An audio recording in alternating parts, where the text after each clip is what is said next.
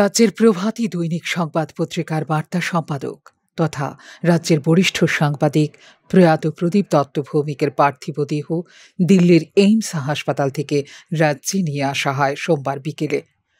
প্রয়াতকে শেষ শ্রদ্ধা জ্ঞাপন করতে তাঁর ইন্দ্রনগরের বাসভবনে যান মুখ্যমন্ত্রী ডাক্তার মানিক সাহা।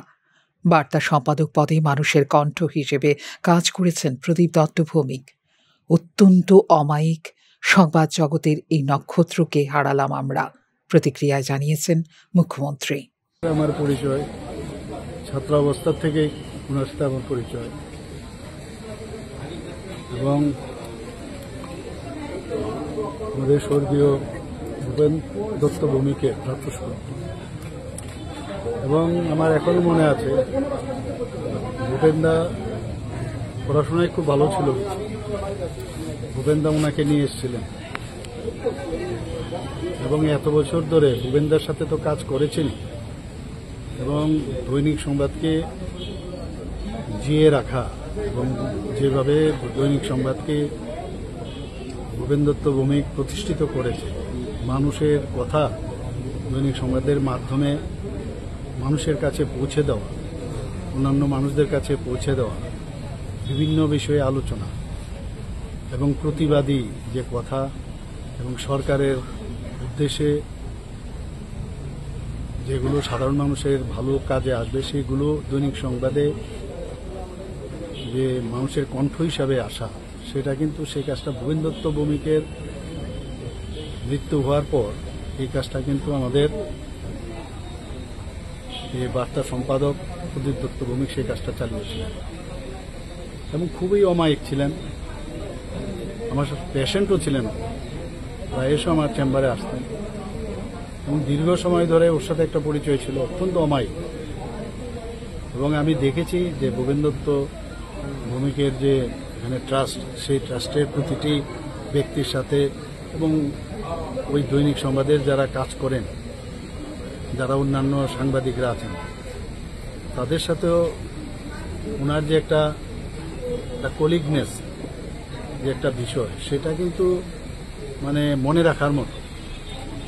এরকম মনে হতো না যে আলাদা একজন ব্যক্তি, সবাইকে নিয়ে দৈনিক সংবাদকে যেভাবে উনি চালিয়েছেন, আমি মনে হয় শুধু দৈনিক সংবাদ না, আমাদের সংবাদ জগতে একটা, আমি বলবো একটা বিশিষ্ট নক্ষত্র একটা আমরা আমাদের সংবাদ জগৎ থেকে আমরা হারালাম। তাঁর হৃদয়ের সমস্যা ছিল, কথা হতো প্রতিনিয়ত। এইমস হাসপাতালে সফলও হয় অপারেশন, কিন্তু শেষ রক্ষা হয়নি। তাঁর মৃত্যু ত্রিপুরার জন্য বিরাট ক্ষতি। সহপাঠীর মৃত্যুতে এই প্রতিক্রিয়াই দিলেন মুখ্যমন্ত্রী ডাক্তার মানিক সাহা। দিল্লিতেও আমার সাথে দেখা হয়েছিল, আমার সাথে আমার কথা হচ্ছিল, যখন বলল যে এরকম লাংসের মধ্যে একটা লাম্প পেয়েছে,